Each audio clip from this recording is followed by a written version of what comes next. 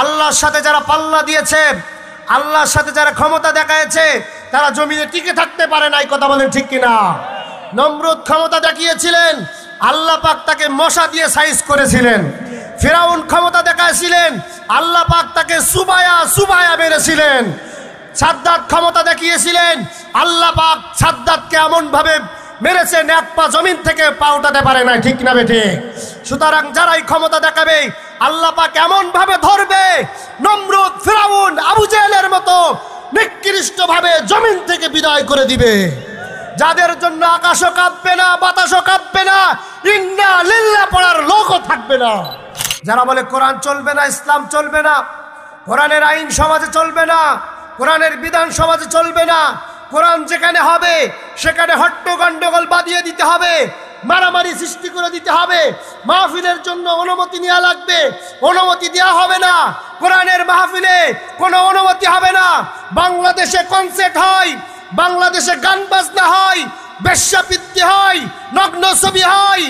সুতরাং কাফেরদের বিরুদ্ধে জীবনের শেষ ফুটা রক্তবিন্দু দিয়ে আল্লাহর এই কোরআনকে প্রতিষ্ঠা করার লক্ষ্যে যদি জিহাদের ময়দানে যেতে হয় যেতে পারবেন, যদি শহীদ হতে হয় শহীদ হতে পারবেন, যদি আল্লাহর কোরআন বুকে নিয়ে রাজপথে গুলি খেতে হয় পারবেন।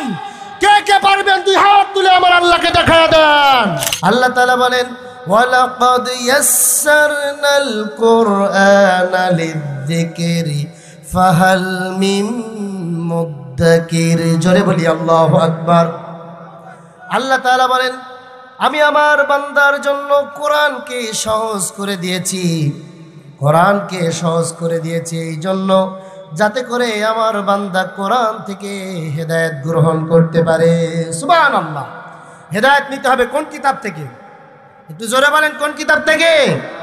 আমার ভাইয়েরা, মুমিন যারা হবে, আল্লাহর কথা যারা শুনলে ভালো লাগে, আল্লাহর কথা যারা শুনলে পছন্দ করে, মুমিন যারা হবে, আল্লাহ পাক তাদের সম্পর্কে স্পষ্ট করে বলছেন, ইন্নামাল মুমিনুনাল্লাযীনা ইযা যুকিরাল্লাহু ওয়াজিলাত কুলুবুহুম ওয়া ইযা তুলিয়াত আলাইহিম আয়াতুহু যাদাতুহুম ঈমানাও ওয়া আলা রাব্বিহিম ইয়াতাওয়াক্কালুন। জোরে বলি আল্লাহু আকবার।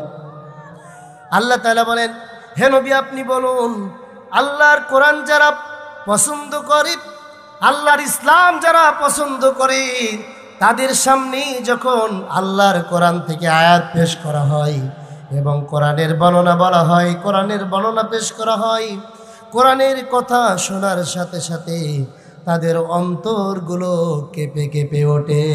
ঠিক কিনা? কোরআন শোনার সাথে সাথে অন্তর কাঁপে না? কাঁপে না? আবু বকরের সামনে, হযরত আবু বকরের সামনে যখন আল্লাহর এই কোরআন কি তেলাওয়াত করা হলো, আবু বকরের ঈমান বেড়ে গেল। ঠিক না বেঠিক?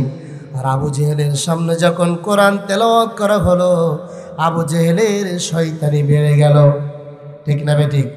আজকের সমাজে কিছু আবু জেহেল আছে না নাই? জোরে বলেন, আছে না নাই?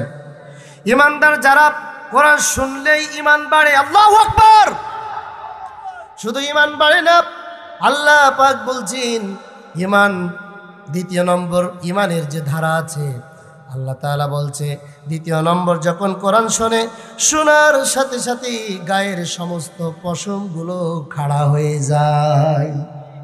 কথা ঠিক না বেটি? যদি সেটাও না হয়, আল্লাহ পাক বলেন অন্তরের ভিতরে শান্তি শান্তি লাগে। আচ্ছা, আমাদের ভিতরে অন্তরের ভিতরে শান্তি শান্তি কার কার লাগছে? একটু হাত তোলেন তো দেখি। সব তো আল্লাহর ওলি দেখছি। এত বড় আল্লাহর ওলি আমি টের পাচ্ছি না। হাত নামান। মাশাআল্লাহ, মাশাআল্লাহ, আল্লাহ কবুল করুন বলে আমিন।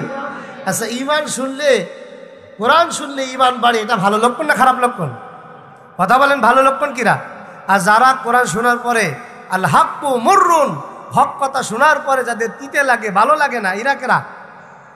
এরা এখানে নেই মনে হয় নাকি? আছে? আছে? আছে।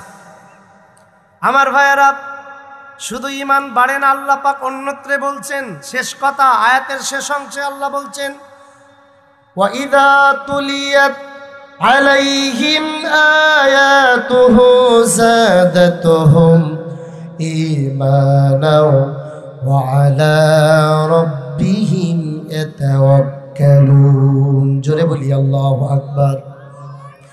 আল্লাহ তাআলা বলেন, ঈমান কোরআন শোনার সাথে সাথে ঈমান বাড়তে বাড়তে এমন পর্যায়ে চলে যায় দুনিয়ার কোনো মানুষকে তারা পরোয়া করে না। আমি আল্লাহর উপরেই তারা ভরসা করে, আমি আল্লাহর কথাগুলো তারা মেনে নেয় এবং আমি আল্লাহর কথা মেনে জিন্দেগি গড়া শুরু করে দেয়। সুবহানাল্লাহ। বারবার কি হায়াত পাওয়া যাবে? একবারই হায়াত। ঈমানের পথে থাকার দরকার আছে না নাই? ঈমানের পথে থাকতে হবে, ঈমানটাকে গ্রহণ করতে হবে। ওয়ান টাইম, জীবনটা ওয়ান টাইম। চোখ বুঝেছেন, সব শেষ। এত বাড়ি, এত গাড়ি, এত মিল ফ্যাক্টরি, এত কোটি কোটি টাকা, কোটি কোটি জমি, 10 তলা আছে, আরো 10 তলা দরকার। 10টা তেল পাম্প আছে, আরো 10টা তেল পাম্প দরকার। 10টা গাড়ি আছে, আরো 10টা গাড়ি চাই। এত টাকা, এত বাড়ি, এত পয়সা, কি হবে আপনার? থামেন, স্টপ। আর না, ঠিক না বেঠিক? আর করা যাবে না।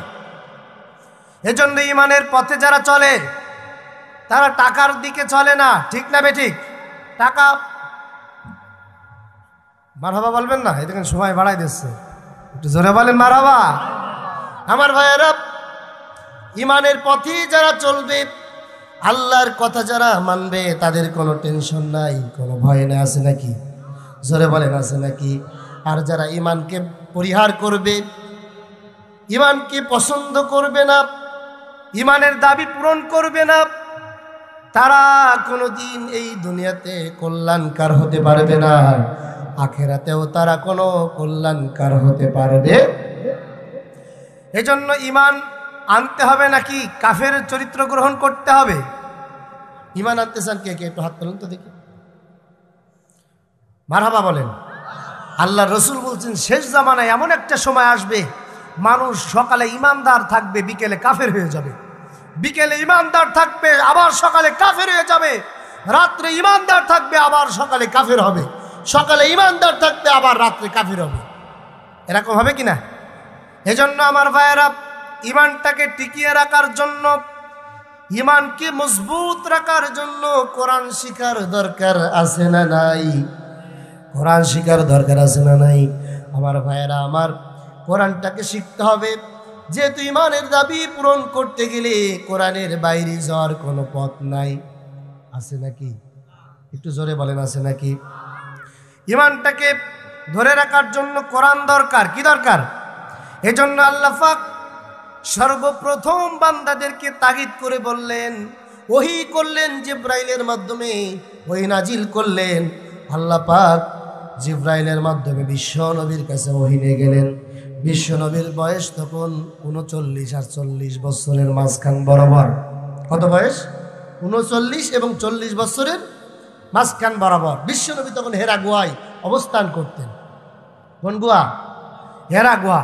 তিনি ধ্যানমগ্ন থাকতেন। অশান্তি বিরাজমান সমাজ, জাহেলিয়াতের এই সমাজকে, অন্ধকারে নিমজ্জিত মানুষগুলো হেদায়েতের পথ, শান্তির পথ, মুক্তির পথ কিভাবে দেখানো যায়, এই গবেষণা চিন্তা ভাবনা বিশ্বনবী হেরা গুহার ভিতরে করতেন। কথা বোঝা গেল? যখন 40 বছর পুরে যাবে, হযরত জিবরাইল আলাইহিস সালাম আগমন করলেন, ওহী করলেন। এখানে অনেক ঘটনা আছে, আমি ঘটনা বলবো না, সংক্ষিপ্তভাবে বলছি, আপনারা একটু কান খাড়া করে শুনবেন। আল্লাহ তাআলা এবার ওহী করলেন জিবরাইলের মাধ্যমে। জিবরাইল আলাইহিস সালাম এসে বললেন, ইয়া রাসূলুল্লাহ, আপনি বলুন, ইকরা। আল্লাহর নবী বললেন, ক্বালা আনা বিকারিন, আমি পড়তে পারি না, আমি পড়তে জানি না। নবীজিকে আবার বললেন, ইয়া রাসূলুল্লাহ, আপনি বলুন, ইকরা। আল্লাহর নবী বললেন, ক্বালা আনা বিকারিন, আমি তো পড়তে পারি না, পড়তে জানি না। তাফসীরের ভিতরে এসেছে, নবীজিকে জড়িয়ে ধরলেন, আলিঙ্গন করলেন। নবীজি মুহূর্তের ভিতরে পড়তে সক্ষম হয়ে গেলেন। নবীজি এবার পড়লেন, বিসমিল্লাহির রহমানির রহিম, ইকরা বিসমি রাব্বিকাল্লাযী খালাক, খলাকাল ইনসানা মিন আলাক ইকরা ওয়া রাব্বুকাল আকরাম আল্লাযী আল্লামা বিল কলম আল্লামাল ইনসানা মা লাম ইয়ালাম। জোরে বলি আল্লাহু আকবার। সূরা আলাকের 5টা আয়াত অবতীর্ণ হলো। কয়টা আয়াত? কয়টা আয়াত? 5টা আয়াত আল্লাহ পাক অবতীর্ণ করে দিলেন। আল্লাহ পাক বললেন, ইকরা বিসমি রব্বিকাল্লাযী খলাক, পড়ো তোমার প্রভুর নামে যিনি তোমাকে সৃষ্টি করেছেন। আমাদেরকে সৃষ্টি করেছেন কে? কার নামে পড়তে হবে? জোরে বলেন। আল্লাহর নামে পড়তে হবে, আল্লাহর কোরআনকে পড়তে হবে। খলাকাল ইনসানা মিন আলাক, যিনি আমাদেরকে জমাট বাঁধা রক্তপিণ্ড থেকে সৃষ্টি করেছেন এবং আমাদেরকে কলম দ্বারা শিক্ষা দিয়েছেন। এবং যে বিষয় আমরা জানতাম না, যে বিষয়ে আমরা অবগত ছিলাম না, সেই বিষয়ে আমাদেরকে শিক্ষা দিয়েছেন। দুনিয়ার কেউ নন, তিনি কে? একটু জোরে বলেন। তিনি হলেন আল্লাহ, আমাদেরকে শিক্ষা দিয়েছেন। 5টা আয়াত আল্লাহ পাক বিশ্ব নবীর উপরে নাজিল করলেন। বিশ্ব নবী আয়াত পাওয়ার পরে তিনি বাড়িতে চলে গেলেন।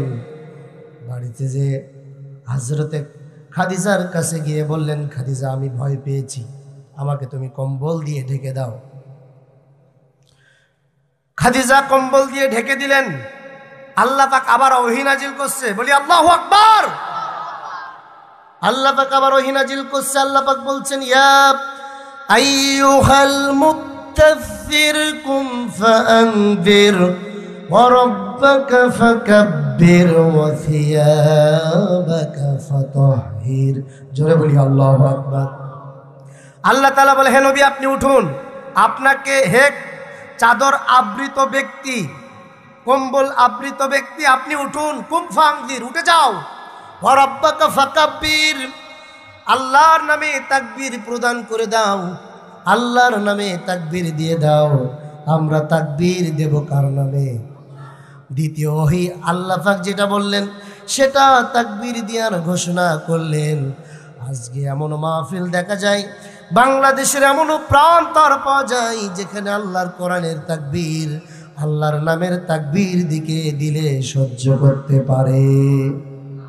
জোরে বলেন পারে। আপনাদের কষ্ট হচ্ছে নাকি? আমি প্রায় 70 কিলোর মতো, তারও বেশি হবে, 70 কিলো না বেশি, 80 কিলো মতো, 80 থেকে 90 কিলো মতো গাড়ি আমি জার্নি করে আসছি। আমার অনেকটা কষ্ট হচ্ছে কথা বলতে, তারপরে ইনশাল্লাহ শুনবেন তো? শুনবেন তো? গলাটা তেমন একটা ভালো না, কেননা প্রায় প্রত্যেকটা রাত্রে মাহফিল। তারপরেও যত সময় বলছে, আপনাদের খারাপ লাগছে ভাই? শুনবেন তো ইনশাল্লাহ? আমার ভাইয়েরা একটু গভীর মনোযোগ দিয়ে শুনবেন, কেউ মাথাটা নাড়াবেন না, কেননা আল্লাহর কোরআন শোনার সাথে সাথে ঈমান বাড়ানোর দরকার আছে এবং কোরআন শুনতে হবে। মাথাটা নাড়ালে হবে না, মনোযোগ সহকারে শুনতে হবে। যদি মনোযোগ সহকারে আল্লাহর কোরআনটা আমরা শুনে নিই, এই কোরআন আমাদের জন্য সুপারিশকারী হয়ে যাবে। ঠিক কি না? যে কথা বলছিলাম, এবার আল্লাহর রসুলকে আল্লাহ পাক উঠতে বললেন। রব্বাকা ফাকাব্বির, তাকবীর দিতে হবে কার নামে? কার নামে তাকবীর দিতে হবে? লিল্লাহে তাকবীর, লিল্লাহে তাকবীর। আল কোরআনের আলো, আল হাদিসের আলো, আরো জোরে, আল কোরআনের আলো, আল হাদিসের আলো। আমার নেতা, তোমার নেতা বিশ্বনবী মুস্তাফা, লিল্লাহে তাকবীর। আল্লাহ কবুল করুক, বলি আমিন। আল্লাহ পাক সে কথা বলছে, হে নবী আপনি তাকবীর দেন আল্লাহর নামে। তৃতীয় আবার ওহী আল্লাহ সাথে সাথে নাজিল করলেন, সাথে সাথে আবার অবতীর্ণ করে দিলেন। আল্লাহ পাক বললেন, ওয়া আনদির আশীরাতাকাল আকরাবিন। জোরে বলি আল্লাহু আকবার। আল্লাহ তাআলা বললেন, হে নবী এবার আপনার উপরে কোরআন যেহেতু নাজিল হয়েছে, আপনার নিকটবর্তী যারা আছে তাদেরকে আপনি তাওহীদের দাওয়াতটা শোনায় দেন, আল্লাহর কোরআনের দাওয়াতটা শোনায় দেন। বিশ্বনবীর নিকটবর্তী ছিলেন হযরতে খাদিজা। নাম কি? যারা বলেন। খাদিজা সব থেকে কাছাকাছি ছিলেন। খাদিজাকে আগে দাওয়াত প্রদান করলেন। খাদিজা, আল্লাহ পাক আমার উপরে কোরআনের আয়াত অবতীর্ণ করেছেন, আমাকে নবুয়তের ঘোষণা দিয়েছেন, সূরা আলাকের 5টা আয়াত আমার উপরে নাজিল হয়েছে। খাদিজা, তুমি কি ঈমান আনবে কিনা বলো, মুসলমান হবে কিনা বলো। হযরতে খাদিজা চোখের পানি ছেড়ে কাঁদতে লাগলেন। বলি আল্লাহু আকবার। বিশ্বনবী বললেন, খাদিজা, ঈমান আনার কথা বললাম বলে চোখের পানি ছেড়ে কাঁদো নাকি? খাদিজার কান্না আরো বেড়ে গেলেন। কাঁদতে কাঁদতে বললেন, ইয়া রাসূলুল্লাহ, একটা না দুইটা না 15টা বছর আপনার সাথে আমার দাম্পত্য জীবন শুরু হয়েছে। রাতে আপনার চরিত্র আমি দেখেছি, দিনে আপনার চরিত্র আমি দেখেছি। দিনে আর রাতে আপনার যে আদর্শ আর যে চরিত্র আমি দেখেছি, প্রমাণ হয়েছে আপনি আল্লাহর নবী, এতে কোনো সন্দেহ নাই। সন্দেহ আছে? যারা বলেন কোনো সন্দেহ নাই। খাদিজা ঈমানের স্বীকৃতি প্রদান করে কালেমার ঘোষণা দিয়ে তিনি পড়ে নিলেন, লা ইলাহা ইল্লাল্লাহু মুহাম্মাদুর রাসূলুল্লাহ। জোরে বলি আল্লাহু আকবার। আমার ভাইয়েরা, আমি আপনি যদি বলি গভীর রাত্রে ঘুম ভেঙে গেল, স্ত্রীকে ডেকে বলি, স্ত্রী, আমি তো স্বপ্ন দেখলাম এই মুহূর্তে যে আমি বড় আল্লাহর ওলি হয়ে গিয়েছি, তা তুমি সর্বপ্রথম আমার কাছে ঈমান আনো। স্ত্রীকে আনবেন? স্ত্রী কি বলবে?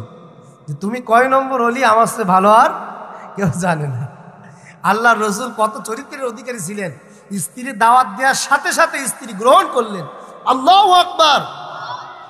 আল্লাহ পাক 2 জন মানুষকে সালাম দিয়েছেন। কয়জন মানুষ? যারা বলেন কয়জন? 2 জন মানুষকে আল্লাহ পাক নিজে স্বয়ং সালাম দিয়েছেন। তার ভিতরে একজন মহিলাকে আল্লাহ সালাম দিয়েছেন। সেই মহিলার নাম হচ্ছে হযরতে খাদিজা।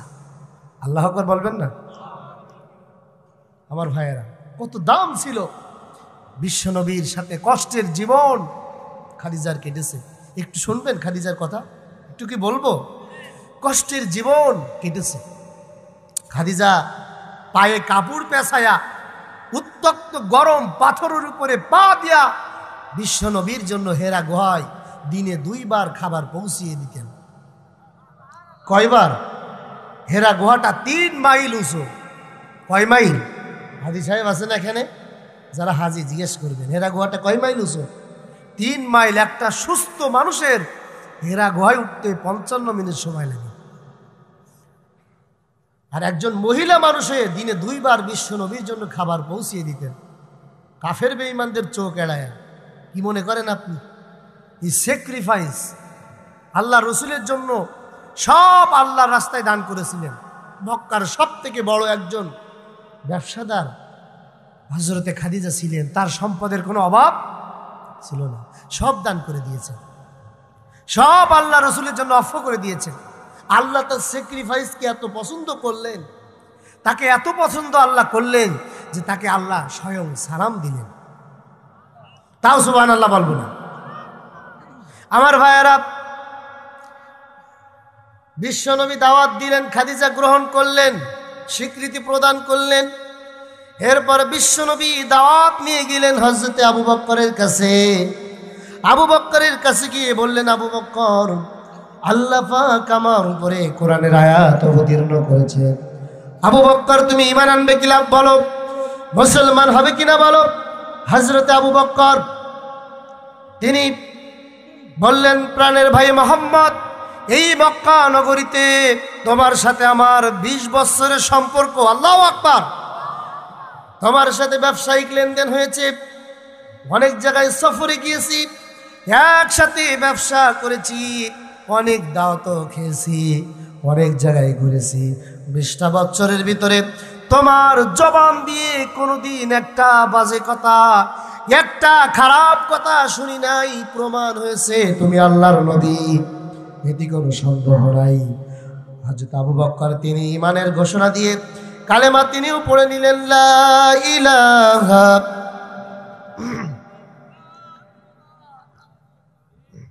গরম পানি দেওয়া যাবে? গরম পানি একটু। আবু বকর ঈমান আনলেন। এরপর আলীর কাছে গেলেন। আলীর কাছে বললেন, আমার উপরে 5টা আয়াত অবতীর্ণ হয়েছে, কোরআনের 5টা আয়াত। আলী, তুই কি ঈমান আনবে কিনা বলো, মুসলমান হবে কিনা বলো। বিশ্ব নবীকে 8.5 বছরের বালক আলী বিশ্ব নবীকে জড়িয়ে ধরে বললেন, প্রাণের ভাই মোহাম্মদ, এই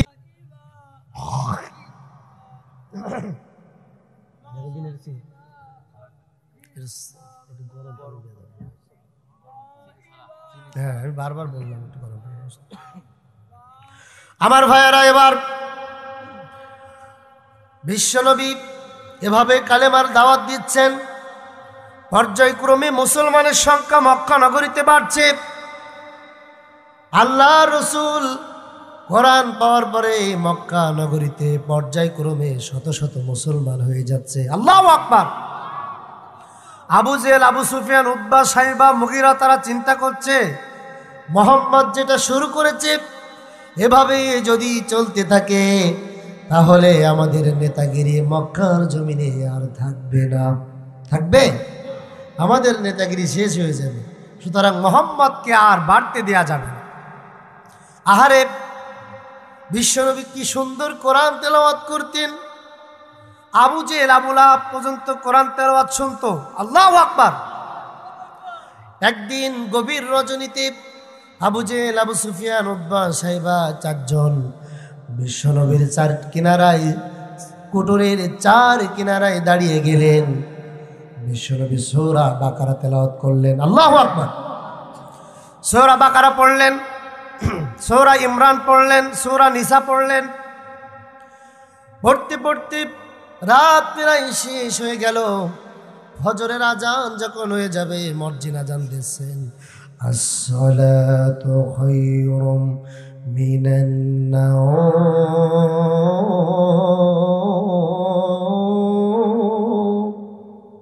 আল্লাহু আকবার বলেন না।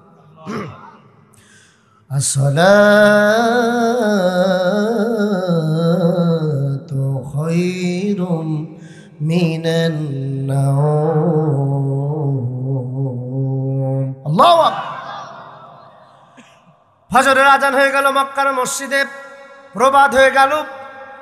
আবু জেহেল, আবু সুফিয়ান, উতবা, সাইবা তারা চিন্তা করছে, প্রবাদ যেহেতু হয়ে গেছে, সকাল যেহেতু হয়ে গেছে, সাধারণ আমরা যে মুহাম্মদের কোরআন তেলাওয়াত সারা রাত দাঁড়িয়ে দাঁড়িয়ে শুনলাম, এটা যদি সাধারণ মানুষ দেখে, এটা যদি সাধারণ মানুষ দেখে যায়, এই তো আবু জেহেল, এই তো আবু লাহাব কোরআন শুনছে, তাহলে আমাদের মান সম্মান, আমাদের প্রেস্টিজ আর মক্কা নগরীতে থাকবে না। আমাদেরকে আর নেতা বলে কেউ মানবে। তারা 4 জন 4 কিনারার থেকে দৌড়ই যাচ্ছে। 4 কিনার থেকে দৌড় মারলেন। 4 জন এক জায়গায় হয়ে গেছে। আল্লাহু আকবার বললেন না। এক জায়গায় হয়ে যাওয়ার পরে আবু জেহেল বলছে, কে রে, কে তুমি? আবু সুফিয়ান বলছে, আমি আবু সুফিয়ান। তুমি কে? বলছে, আমি আবু জেহেল।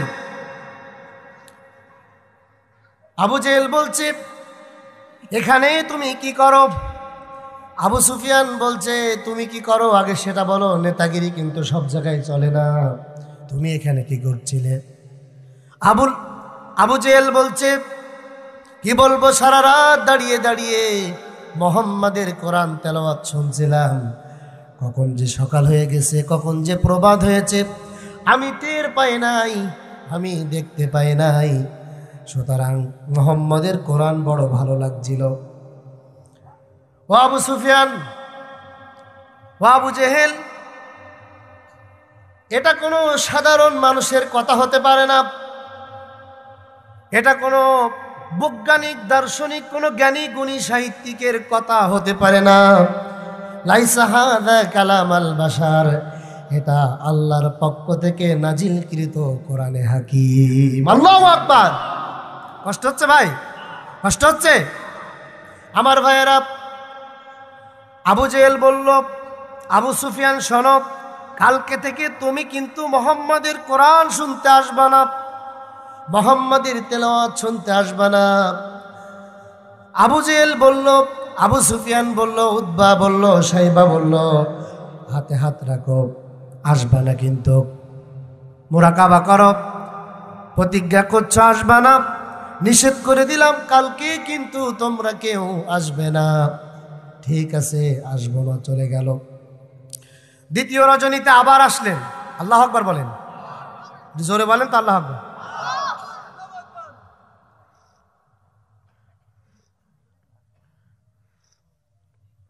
এবার আবু জেহেল চিন্তা করছে যে সারা রাত, গতকাল তো সারা রাত কোরআন শুনলাম, আজকে তো কোনো নেতা আসবে না, একা একা দাঁড়িয়ে কোরআন শুনবে, একা একা মজা করে শুনবে। মানে কোরআন তেলাওয়াত ভালো লাগে না, লাগে না? আর রহমান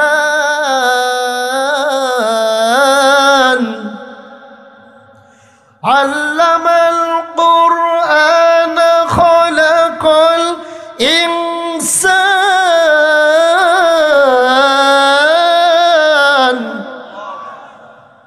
আল্লামাহুল বায়ান।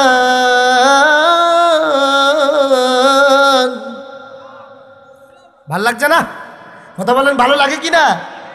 কি সুন্দর আল্লাহর কোরআন, শুনলেই ভালো লাগে, পড়লেই ভালো লাগে, ধরলেও, পড়লেও সব, শুনলেও সব, ধরলেও সব। আল্লাহু আকবার। আবু জেহেল, আবু সুফিয়ান, উতবা, সাইবা তারা চারজনও এই চিন্তা করলো, নেতারা তো আসবে না, আজকে মজা করে শুনবো। আবু জেহেল বড় নেতা, সে তো আসবে না। আবু জেহেল, আবু লাহাব আসবে না, উতবা আসবে না, সাইবা আসবে না, চারজন একই চিন্তা করলো।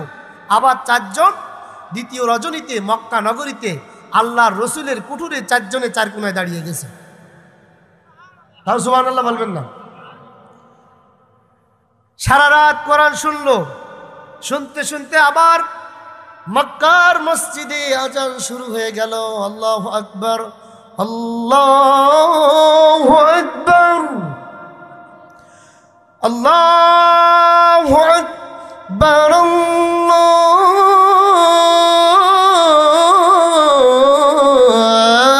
আল্লাহু আকবার। আজানকে একটু দেব, ভাল লাগবে তো? আশহাদু আল্লা ইলাহা ইল্লাল্লাহ,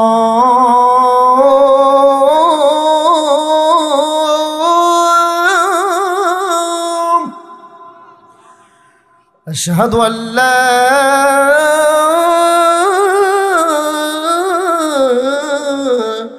ইলাহা ইল্লাল্লাহ,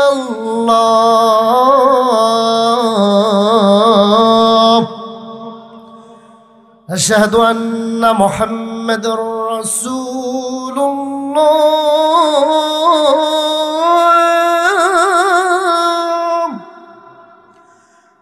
আশহাদু আন্না মুহাম্মাদার রাসূলুল্লাহ।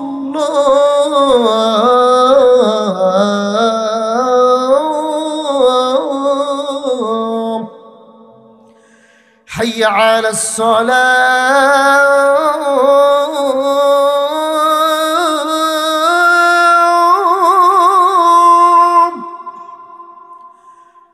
হাইয়া আলাস সালাহ,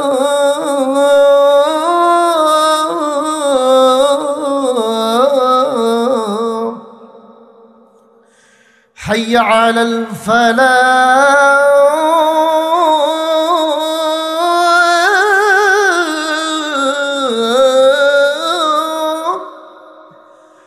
حي على الفلاح.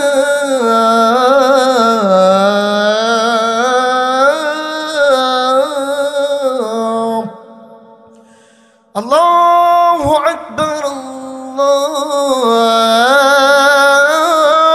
أكبر، لا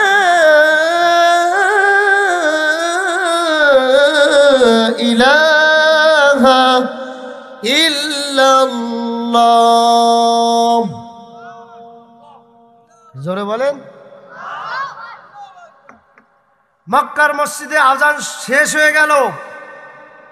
আবু জেহেল আবু সুফিয়ান তারা আবার চারজন চারদিক থেকে দৌড় মারে, সামনে আবার সামনাসামনি হয়ে গেল। আবু জেহেল বলছে, আবু সুফিয়ান কালকে কিন্তু ওয়াদা করেছো আসবে না, আবার কেন আসলে?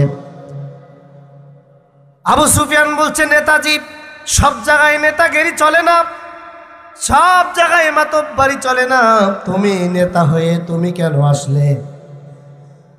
আবু জেহেল বলছে, কি বলবো, মুহাম্মাদের কোরআন এত ভালো লাগছিল, এত পছন্দ লাগছিল, সারা রাত দাঁড়িয়ে দাঁড়িয়ে মুহাম্মাদের কোরআন শুনলাম, কখন প্রবাদ হয়ে গেল টের পেলাম না। এত মজার কোরআন, এত ভালো লাগে, কোরআন শুনলে হৃদয় শীতল হয়ে যায়। কোরআন শোনার দরকার আছে না নাই? কোরআন যদি জীবনে থাকে সব আছে, কোরআন যদি জীবনে থাকে কিছু আছে। যদি কোরআন না থাকে এ জীবনে, কি আছে জীবনে আমার? ঠিক না বেঠিক? যদি কোরআন না থাকে এ জীবনে, কি আছে জীবনে আমার? কোরআন আছে, সবই আছে জীবনে আমার।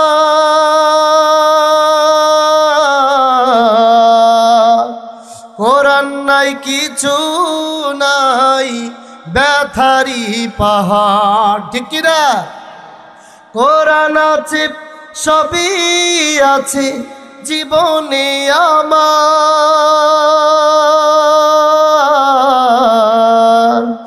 কোরআন নাই কিছু নাই, ব্যথারি পাহাড়। মারহাবা। সুতরাং কোরআন আছে, জীবনে সব আছে। কি সুন্দর তেলাওয়াত! আবু জেহেলটা শুনে অবাক হয়ে যেত, এটা সাধারণ কোন মানুষের ভাষা, লাইসা হাযা কালামাল ভাষা, এটা আল্লাহর পক্ষ থেকে নাজিলকৃত হাকিম, কোরআনে হাকিম।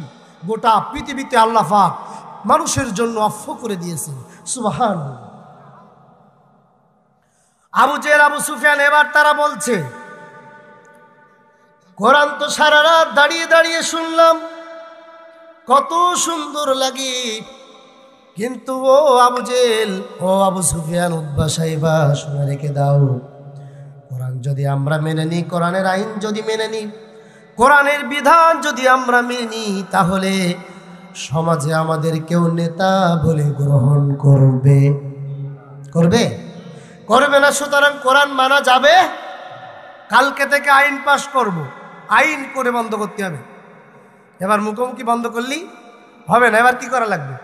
আইন করতে হবে।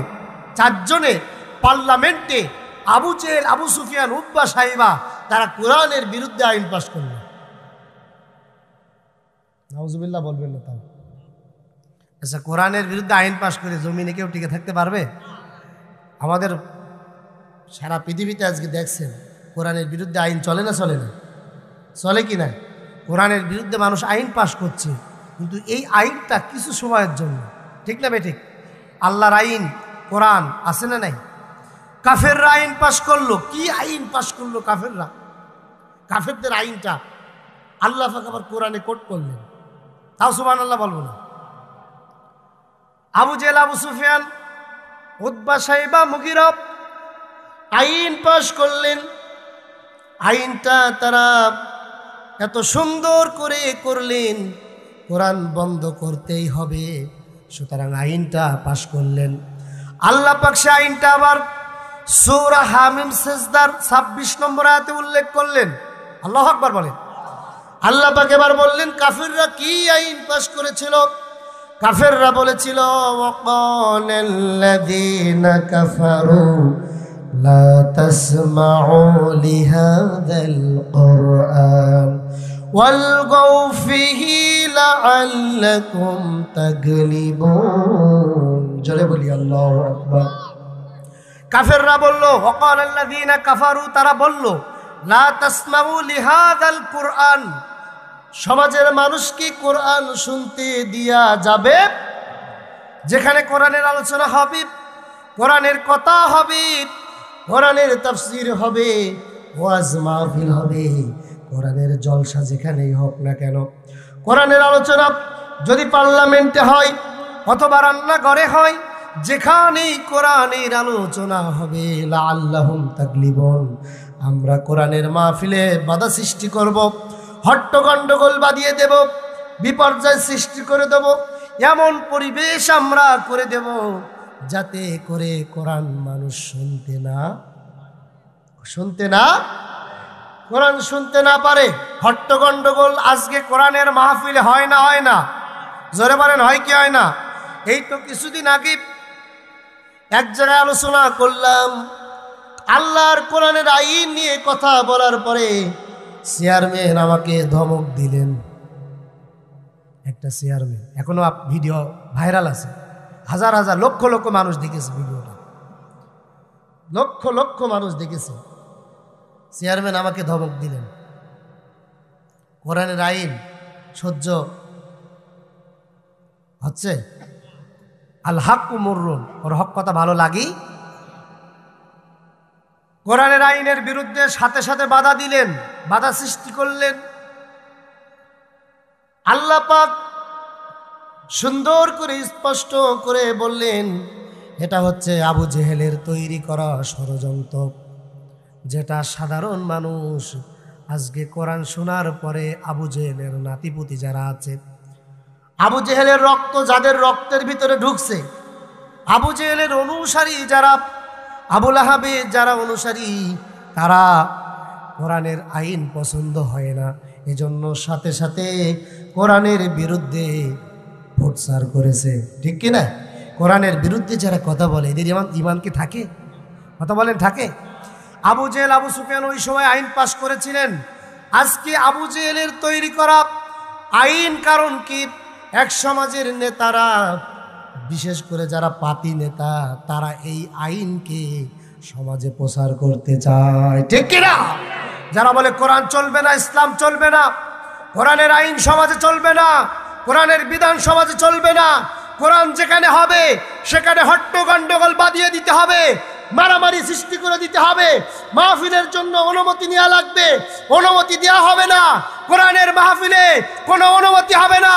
বাংলাদেশে কনসার্ট হয়, বাংলাদেশে গান বাজনা হয়, বেশ্যাবৃত্তি হয়, নগ্ন ছবি হয়, বাংলাদেশে বেশ্যারা হাজার হাজার নষ্ট করছে যুবকদেরকে, হাজার হাজার তরুণদেরকে নষ্ট করছে, ক্যাশুনিয়ার ব্যবসা করছে, সমাজে অসংখ্য কোরআনের আইন সমাজকে নষ্ট করে দিতে যাচ্ছে। তারা এ ধরনের পরিকল্পনা সমাজে করে না? এটা হচ্ছে কাফেরদের ষড়যন্ত্র। ঠিক না? ঠিক? যারা বলে ঠিক কিনা? সুতরাং কাফেরদের বিরুদ্ধে জীবনের শেষ ফুটা রক্তবিন্দু দিয়ে আল্লাহর এই কোরআনকে প্রতিষ্ঠা করার লক্ষ্যে যদি জিহাদের ময়দানে যেতে হয় যেতে পারবেন, যদি শহীদ হতে হয় শহীদ হতে পারবেন, যদি আল্লাহর কোরআন বুকে নিয়ে রাজপথে গুলি খেতে হয় পারবেন। কে কে পারবেন? দুই হাত তুলে আমার আল্লাহকে দেখায় দেন।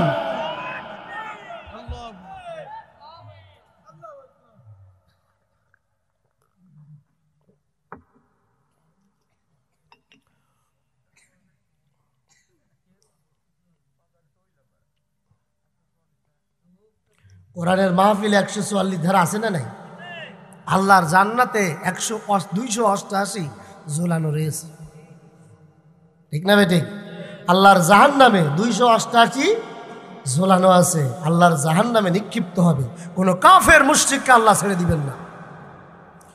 আল্লাহ রসুল তিরমিজি শরীফের হাদিসে স্পষ্ট করে বললেন, আল্লাহ রসুল বললেন, ওয়ামান তারাকাহু মিন জাব্বারিন কাসসামাহুল্লাহ, যদি কোনো রাজশক্তি, যদি কোনো দাম্ভিক আল্লাহর কোরআনকে তরফ করে, আল্লাহর কোরআনের বিরোধিতা করে, ওই রাজশক্তির অস্তিত্বকে আমার আল্লাহ টুকরা টুকরা করে জমিন থেকে বিদায় করে দিবে।